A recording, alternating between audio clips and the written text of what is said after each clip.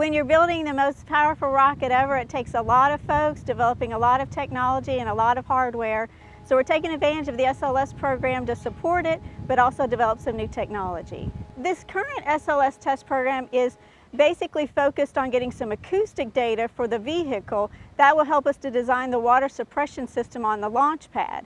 For this program, we actually made a full mock-up of the entire vehicle, including models of the liquid engines and the solid rocket boosters. The SLS program actually uses the same main engines as the space shuttle.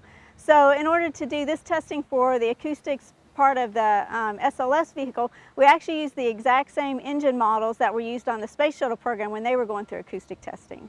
The actual engine models are just some really simple thrusters. It's a simple injector, thrust chamber, and nozzle design. And even though it's really simple and old hardware, we bring it out from time to time to support some different programs. For this acoustic model testing, we didn't have enough injectors in our inventory, so we actually had to make some new ones. The traditional technique actually uses a lot of intensive machining. There's a lot of different parts to machine.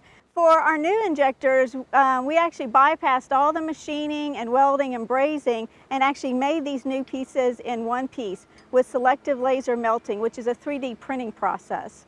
And with this process, we actually fabricated these in-house in one piece, so we got rid of all of the 32 braze joints and all of the 5 welds. We've actually got over 20 hot fire tests done on these units on the acoustic model so far. And as far as performance goes, they have the same performance or even better performance than the traditional injectors. And they've held up really well. After 20 tests, we haven't seen any degradation of the part.